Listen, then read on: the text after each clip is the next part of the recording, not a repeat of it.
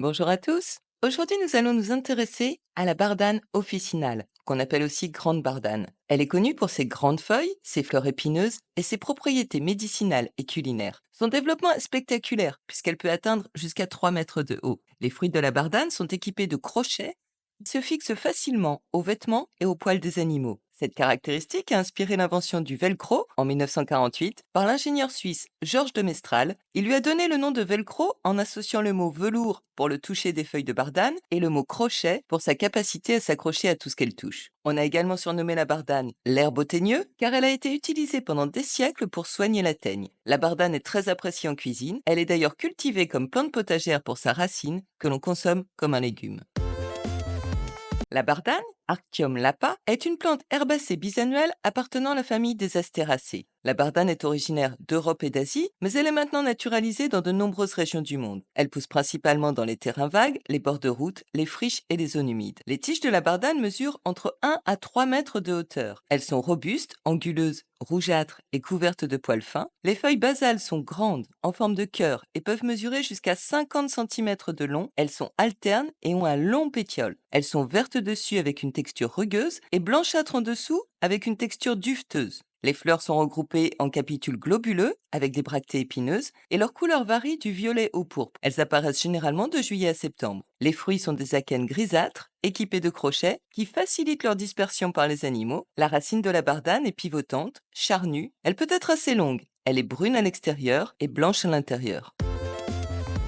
La bardane est l'un des plus anciens remèdes connus. Son utilisation remonte au Mésolithique, soit un peu plus de 9000 ans avant Jésus-Christ. Dans l'Antiquité, les Grecs et les Romains l'utilisaient pour ses propriétés dépuratives, diurétiques et anti-inflammatoires. Au Moyen Âge, la bardane était utilisée pour purifier le sang et traiter les maladies de la peau comme l'eczéma et le psoriasis, la goutte, les calculs, les tumeurs ou même la syphilis. On s'en servait aussi coupé en morceaux et torréfié comme un succédané de café. En médecine chinoise, la bardane était couramment utilisée pour soigner les infections respiratoires, les douleurs articulaires et les abcès. Au Japon, la racine de bardane est connue sous le nom de gobo et elle est consommée comme un légume depuis des siècles. Les bardanes cultivées ont souvent des racines plus grosses que la plante spontanée.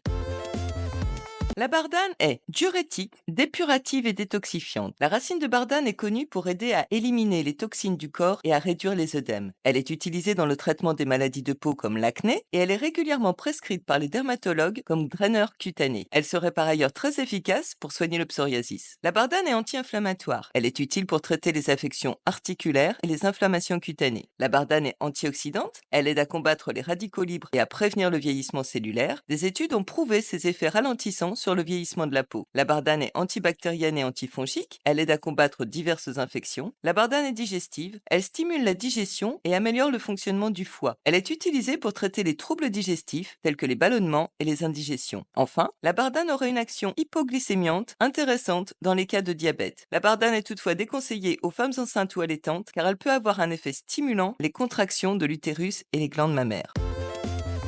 La racine de bardane se consomme crue ou cuite. Elle a une saveur douce et terreuse, similaire à celle de l'artichaut. Les racines peuvent être rôties, bouillies ou sautées et ajoutées aux soupes ou aux salades. On l'accommode finalement comme les salsifis. En fait, une fois cuite, la racine de bardane a une texture proche de la pomme de terre et peut être assaisonnée de la même façon. On peut aussi faire griller des tranches de racines de bardane à l'huile d'olive, comme des sortes de chips croustillantes, pour en faire une collation ou bien à l'apéritif. Et comme autrefois, on peut torréfier ces racines pour en faire un succédané de café qui aura cette même amertume mais sans la caféine. Les jeunes pousses, elles, peuvent être consommées comme des asperges ou être cuisinées à la vapeur en accompagnement. Les jeunes feuilles peuvent être consommées après avoir été blanchies pour enlever leur amertume et on peut les utiliser dans les salades ou les soupes. Les pétioles des feuilles doivent être pelées et sont consommées crues ou cuites comme des côtes de bête. Les jeunes tiges aussi se préparent crues ou cuites. Enfin, on peut préparer des infusions et des décoctions avec les racines de bardane séchées pour leurs propriétés dépuratives et digestives. Cette infusion peut réduire l'inflammation liée à l'acné, à l'eczéma ou au psoriasis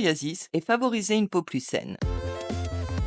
Les racines de bardane sont récoltées à la fin de la première année de croissance ou au début de la deuxième année, avant la floraison, lorsque les nutriments sont concentrés dans la racine. Il faut utiliser une bêche pour déterrer délicatement les racines qui peuvent être profondes et longues. Il faut ensuite bien nettoyer les racines pour enlever la terre. Les racines fraîches peuvent être pelées, coupées et utilisées directement en cuisine, mais elles peuvent aussi être séchées ou congelées pour une utilisation ultérieure. Pour les faire sécher, on les coupe en morceaux après les avoir nettoyées, puis on les laisse sécher dans un endroit sec et bien ventilé. On peut conserver ces racines racines séchées dans des bocaux hermétiques à l'abri de la lumière et de l'humidité. Les feuilles et les pétioles se récoltent au printemps. Les feuilles peuvent être utilisées fraîches ou séchées. Et pour les infusions, on utilise environ 1 à 2 cuillères à café de racines séchées par tasse d'eau bouillante qu'on laisse infuser pendant 10 minutes avant de filtrer puis de consommer.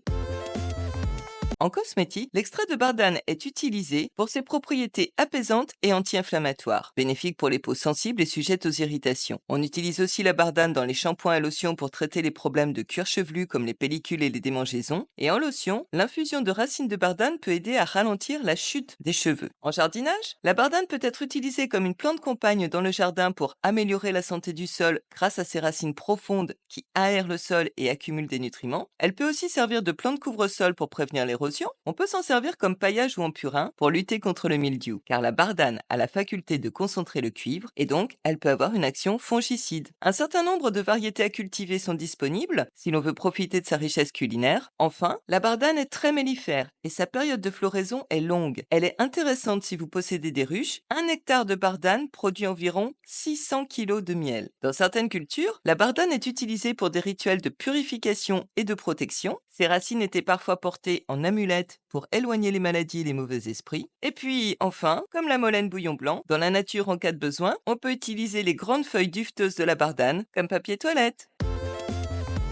Bref, la bardane est une incontournable de la cueillette. Elle est facile à identifier, nutritive et médicinale, ornementale et utile au jardin. Elle a donc tout pour plaire. Il est difficile de la confondre avec une autre plante et on la repère de loin. N'hésitez pas à la découvrir plus avant et osez l'apprivoiser. À bientôt!